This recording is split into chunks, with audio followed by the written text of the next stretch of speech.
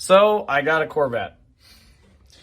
What we're doing today is we're taking off the lower control arm. What? The thing is gone already. Well, how are we taking it off? And, you know, it is what it is. But anyway, here's the thing. I'm just kind of doing this as I'm doing one side at a time, and I'm doing this passenger side off camera, then I'm flipping over and doing the driver's side on camera. Doing a little bit of a little short segmented series. That way you guys don't have to watch a 100 million minute video just to find one little piece that you need. So I'm at the point where I have to take this lower control arm off, right? I've got this one bolt, right? It's one bolt holding the thing on, and it's on the back side here. Well, it goes through a hole right here. Not a big deal, right? Well, when you go to pull this bolt out, hang on, I look like every other Corvette video here. Hang on, okay. So when you go to pull this bolt out, what ends up happening is you get it out about yay far, and you can't do anything with it, and you can't pull it out because there's an engine support brace that holds the whole ball of wax together. Let me get my glove on. This guy right here sits in the frame like this, right? And when you're trying to pull the bolt out, it crashes into it right here, and you can't wiggle it past it. I saw in a couple forums that some people were just like, oh, I don't want to do that. I don't want to blah, blah, blah. I just cut the bolt and put it in the other way. Well, realistically, this was like 10 minutes worth of work to remove. And realistically, I'm cleaning the engine bay pretty good anyway. Not going to leave any stone unturned. And so I just decided, you know what, I'm going to take this out and I'm going to talk about this, right? Well, this right here,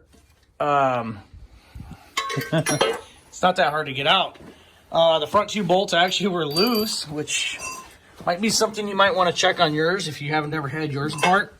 Let me shake you guys around here and kind of show you guys what's kind of going on under here. Well, anyway, I'm reading the service manual, and it says to take this thing out. It doesn't say any special instructions about supporting the engine or anything, but the service manual says to take this thing out, and I was kind of meh about doing that because now I got to take the engine out, right? No, I don't have to take the engine out. You don't have to worry about that. Don't overthink this thing. Basically, there's this big steel plate here, and I just happen to have one local that actually is a state of disrepair that, you know, I can see all this stuff. And I was like, wait a second. I'm overthinking this. That isn't such a big deal. I can just pull that bracket out, and the engine's going to be supported on that plate. That plate's actually pretty thick steel. Not really thick, but it's pretty thick. It's thick enough, right? Well, basically, what you're going to do is you're going to take and unbolt. There's two bolts on the front. You see them two holes there.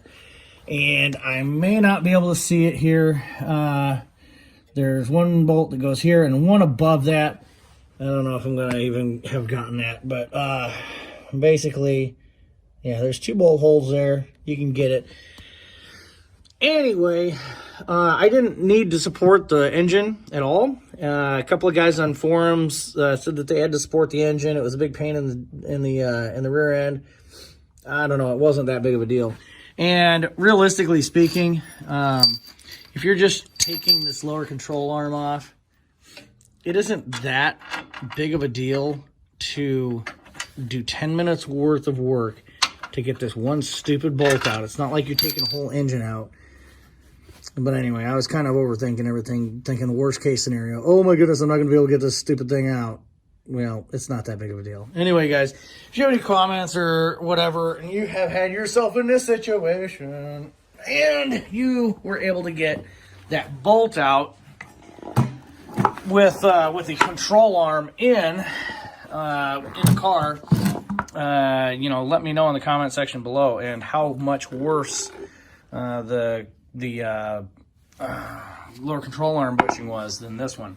Now, this one here has 101,000 miles on it, and realistically speaking here, I say realistically a lot, but realistically speaking here, this isn't too bad of a bushing for the age.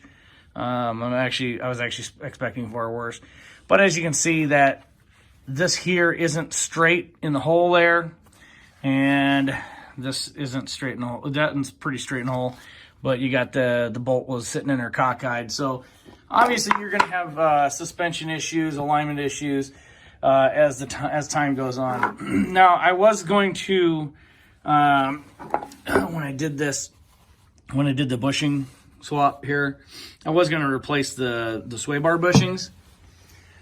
But I've come across this product, which is an adjustable sway bar link.